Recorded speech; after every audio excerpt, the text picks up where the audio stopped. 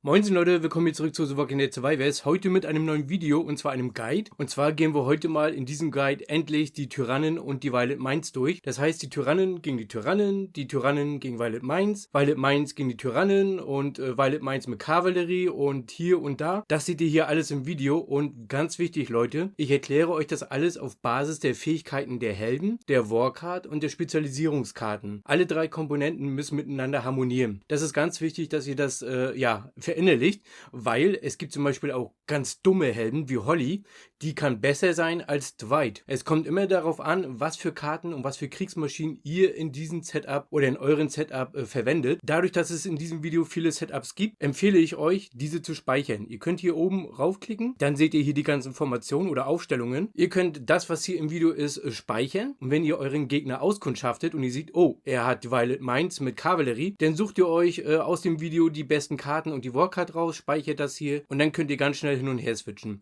Ich bin ein schlechtes Beispiel, ich habe es nicht gemacht, Schande auf mein Haupt, ja. Ansonsten, wie gesagt, ich habe keine Kosten und Mühen gescheut. Das Video ist fertig, Halleluja, ja, ich habe es geschafft und wenn ihr was habt, schreibt es gerne in die Kommentare. Wenn ihr Fragen habt, auch gerne ab in die Kommentare. Ansonsten fangen wir mit dem Video an, bis gleich. Okay, fangen wir an. Die Tyrannen gegen Violet Mines, Scharfschützen gegen Nahkampf. Die Tyrannen spielen hier mit Scharfschützen. Der Governor vorne, Pamela in der Mitte und Negan hinten. Ihr Ziel gegen Nahkämpfer ist klar: möglichst früh hohen Schaden verursachen, bevor die Nahkämpfer gefährlich werden. Die beste Warcard für dieses Trio ist die Gewehrkiste XL. Diese Warcard wird zu 100% ausgelöst, wenn mindestens eine Scharfschützencrew angreift. Sie verursacht mit 70%iger Chance 69% Schaden an 2 Gegnern. Gegen Nahkämpfer ist dieser frühe Flächenschaden enorm wertvoll. Die besten Karten. Der Governor steht vorne und bekommt die Karte Melee Crackdown. Der Governor verursacht sehr viele Treffer in kurzer Zeit. Durch Bottomless Rage gleich 3 Angriffe zu je 138%, durch Kill Them All 272% Schaden und durch Reign of Terror 228% Schaden plus Schild. Weil der Gegner ausschließlich Nahkämpfer verwendet, wird der Bonus von 30% zusätzlichen Schaden gegen Nahkämpfer immer ausgelöst. Diese Karte verstärkt jeden seine Mehrfachtreffer und ist deshalb die stärkste Wahl. Pamela steht in der Mitte und bekommt die Karte Overpower. Pamela ist die Schadensverstärkerin des Tyrannenteams. Mit ihrer Fähigkeit Who Lost Last gibt sie allen 3 Crews 15% Berserk, also 15% mehr verursachten Schaden. Die Karte passt perfekt dazu, denn die Karte fügt zusätzlich bis zu 2 Scharfschützen weitere 5,5% Berserk hinzu. Scharfschützen verursachen viele kleine Treffer, deshalb bringt jede Erhöhung des Schadens sofort einen großen Effekt. Negan steht hinten, er bekommt die Karte Brutal Basher. Negan ist der stärkste Einzelziel-Damage-Dealer des Teams. Mit seiner Fähigkeit Brute Force verursacht er in den ersten 3 Runden 392% Schaden, mit seiner Fähigkeit Potty Mouth 178% an 2 Zielen und mit seiner Fähigkeit Headbanger 288%. Diese Karte ist ideal, weil die Karte gegen Nahkämpfer immer den Zustand Fraktur auslöst, also 10% zusätzlichen Schaden pro Runde für 2 Runden. Negans starker Burst kombiniert sich hervorragend mit Schaden über Zeit. Nächstes Szenario: Tyrannen gegen Tyrannen. Scharfschützen gegen Scharfschützen. Im Spiegelmatch geht es darum, länger zu überleben, während man gleichzeitig konstant hohen Schaden verursacht. Die beste Warcard ist hier Judge Death. Sie aktiviert sich immer in der Pre-Turn-Phase. Sie gibt allen 3 eigenen Crews gleichzeitig Berserk plus 11,5% Schaden und Shield minus 11,5% erlittenen Schaden. Dieser doppelte Vorteil entscheidet im Sharpshooter-Spiegelmatch oft schon die ersten Runden. Folgende Karten werden hier ausgewählt. Der Governor bekommt die Karte Overpower. Durch seine ständigen Einzel- und Mehrfachtreffer profitiert der Governor enorm von zusätzlichem Berserk. Da alle seine Schadensfähigkeiten, zum Beispiel die 138% Rampages, die 272% Attack und die 228% Attack davon profitieren. Daher ist Overpowered hier die beste Wahl. Pamela steht in der Mitte und bekommt die Karte Sharpshooters Armor. Pamela aktiviert in den ersten Runden Holding Up, was ihre Verteidigung um 63% erhöht und sie immun gegen Kontrolle macht. Außerdem senkt sie mit Solid Shield die gegnerische Trefferchance um 25%. Das ist die sogenannte Evasion, weniger Wahrscheinlichkeit überhaupt getroffen zu werden. Sharpshooters Armor verstärkt diese defensive Rolle, weil sie zusätzlich einen Schild von 9% Schadensreduktion gibt. Zusammen macht das Pamela zur besten Unterstützerin im Team. Negan ist hinten, er bekommt die Karte Sharpshooters Crackdown.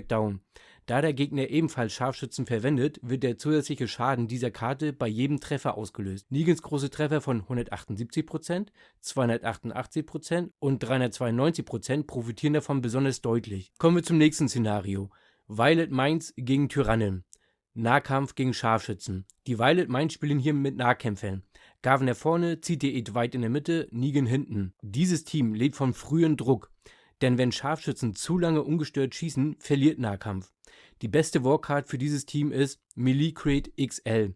Diese Warcard wird durch Nahkämpfer ausgelöst und verteilt 46% Schaden an 3 Gegnern.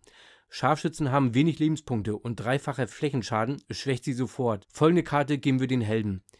Der Gardner steht vorne, bekommt die Karte Chemikalien.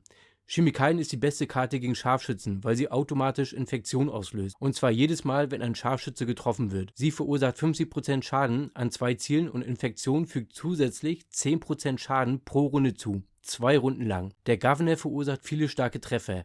Zum Beispiel 138%, 272%, 228% und all diese Treffer profitieren zusätzlich von dem Infektionsschaden über Zeit. Da alle Gegner Scharfschützen sind, ist die Karte perfekt. Dwight bekommt die Karte Hit and Guard. Dwight ist der Schutzwall der Violet Minds. Mit seiner Fähigkeit Stand Your Ground erhöht er die Verteidigung seiner Crew um 45% und mit Diversity Tactics leitet er Schaden von anderen auf sich. Die Karte passt perfekt zu dem Nahkämpfer Dwight. In den ersten 4 Runden verursacht die Karte 80% Schaden an 2 Zielen und gibt den eigenen Nahkämpfern einen Schild, der den erlittenen Schaden um 12% reduziert. Dwight nimmt also mehr Schaden auf sich, reduziert ihn gleichzeitig und verteilt dabei konstant Flächenschaden. Negan steht hinten, er bekommt die Karte Sneak Attack. Die Karte verursacht 95% Schaden an einem Ziel und gibt allen eigenen Nahkämpfern zusätzlich Berserk plus 4% Schaden für eine Runde. Das verstärkt Negans Burst-Fähigkeit, also 392%, 178% und 288%. Kommen wir zum nächsten Szenario. Violet Minds gegen die Tyrannen. Kavallerie gegen Scharfschützen. Die Kavallerie muss schnell Druck aufbauen, sonst verlieren sie gegen Scharfschützen. Die beste Kriegsmaschine ist hier Flames of Fear. Diese Warcard wird vom hinteren Helden, also Negan, ausgelöst und verursacht einen sehr starken Angriff mit sage und schreibe 402,5% Schaden. Ein Scharfschütze überlebt so einen Treffer oft nicht. Die besten Karten sind dafür: der Gardner bekommt die Karte Sharpshooter Crackdown. Diese Karte verursacht 60% Schaden an 2 Zielen und gegen Scharfschützen kommt ein Bonus von 30% zusätzlichen Schaden dazu. Der Gardner verteilt mit seinen Skills bereits viel Flächenschaden und diese Karte verstärkt seine Rolle als Frontangreifer optimal. Dwight bekommt die Karte Chemikalien. Chemikalien ist nicht nur für Nahkampf nützlich, sondern auch hier. Sie verursacht 50% Schaden an 2 Zielen und infiziert Scharfschützen automatisch. Das bedeutet, die Tyrannen erleiden 10% zusätzlichen Schaden pro Runde, 2 Runden lang. Dwight unterstützt damit das Kavallerieteam, indem er den anhaltenden Schaden auf die Scharfschützen erhöht, während seine eigenen Fähigkeiten für Stabilität sorgen. Negan ist hinten, er bekommt die Karte Burst of Fury. Diese Karte gibt bis zu 2 Kavallerie-Crews Berserk plus 4,5% Schaden und ergänzt Negans massive Treffer. Hier sind wir wieder bei den 392%, 178% und 288%. Violet Minds gegen Violet Minds. Kavallerie gegen Nahkampf. Jetzt haben wir ein internes Duell der Violet Minds. Die beste Kriegsmaschine hierfür ist Flames of Fear. Auch hier bleibt Flames of Fear die beste Wahl, weil der gewaltige Treffer von über 400% Schaden gleich zu Beginn eine gegnerische Nahkampfcrew massiv schwächen kann. Der Gardner bekommt die Karte Melee Crackdown.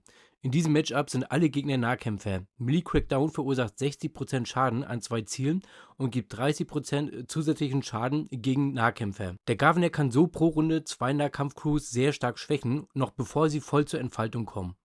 Dwight bekommt die Karte Burst of Fury. Burst of Fury gibt bis zu 2 eigenen Kavallerie-Crews Berserk mit 4,5% mehr Schaden und verursacht zusätzlich 80% Schaden an einem Ziel. Dwight unterstützt damit den aggressiven Spielstil der Kavallerie, indem er ihre Schadensspitzen weiter erhöht. Negan ist hinten, er bekommt die Karte Brutal Basher. Diese Karte verursacht 50% Schaden an 2 Zielen und löst bei Nahkämpfern den Zustand Fraktur aus, der 10% Schaden pro Runde verursacht. 2 Runden lang. Da das Gegnerteam hier nur aus Nahkämpfern besteht, wird dieser Effekt sicher ausgelöst. In Kombination mit der Burst-Kavallerie bringt das die gegnerischen Nahkämpfer sehr schnell an ihre Grenzen. So, das waren die besten Formationen und Karten und natürlich auch die Warcards für die ganzen Variationen. Ich hoffe, euch hat das Video gefallen. Lasst gerne ein Like da, abonniert den Kanal, kommentiert, das würde mich sehr freuen, damit ich ein bisschen Feedback habe. Aber wie gesagt, wenn ihr ein Setup habt und der Gegner hat das gleiche Setup, es kommt immer darauf an, wie gut bist du gelevelt. Ist deine Warcard besser? Sind deine Spezialisierungskarten besser? Sind seine Helden besser aufgelevelt oder sind deine Helden besser aufgelevelt? Ist deine Forschung besser? Ist deine Aircraft besser? Ist dein Hund besser? Ihr seht, es gibt so viele Variationen und das ist echt schier unmöglich hier, die perfekte Kombination herauszufinden. Aber wie gesagt, alles basiert auf mathematische Berechnung. Ja? Okay, wie gesagt, wenn ihr was habt, schreibt es in die Kommentare. Ansonsten sehen wir uns im nächsten Video. Macht's erstmal gut. Bis dann. Euer Sultai.